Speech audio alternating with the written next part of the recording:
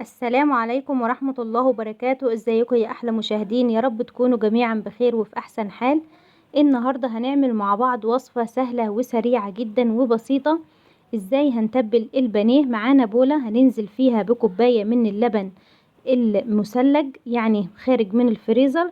هننزل عليه بمعلقة من الزيت وعصرة ليمونة، وعليه بضاية والبهارات بتاعتنا الجميلة، ملح وفلفل وكمون والشطة وبابريكا وكركم وكاري ومعلقة صغيرة من الملح.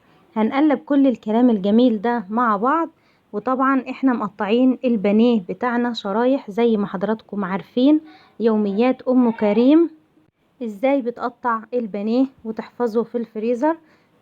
وده الكفر اللي هنعمل بيه البانيه، بقسماط وفيجيتار ناعم وكريسبي.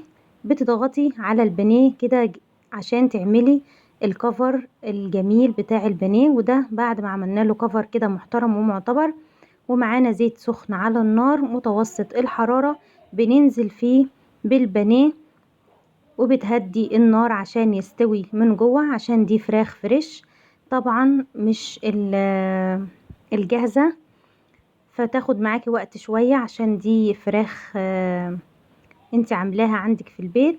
وده البانيه بعد ما حمرناه وقدمناه بالشكل الجميل ده، شايفين ما شاء الله.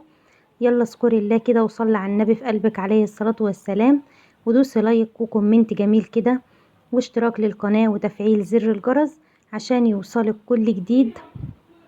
شايفين ما شاء الله شكله شاهي جدا ويفتح النفس.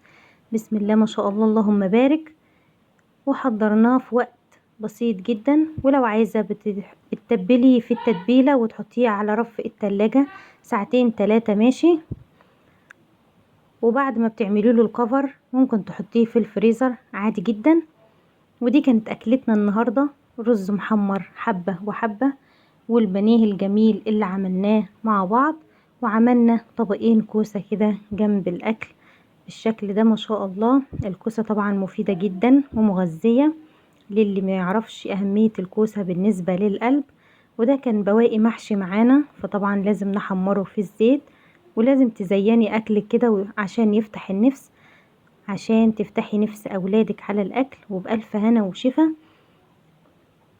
بصراحة الأكل كان تحفة، ما أخدش معايا وقت خالص. ولو أول مرة بتشوفي قناتي ياريت تفعلي زر الجرس وتدوسي لايك وكومنت جميل كده عشان يوصلك كل جديد. شايفين ما شاء الله الرز حبة وحبة ده بيبقى ريحته تحفة وطعمه بيبقى جميل جدا، غير ابو شعرية تماما. بيفتح النفس على الاكل وريحته بتجيب كده من اخر الدنيا. والسلام عليكم ورحمة الله وبركاته.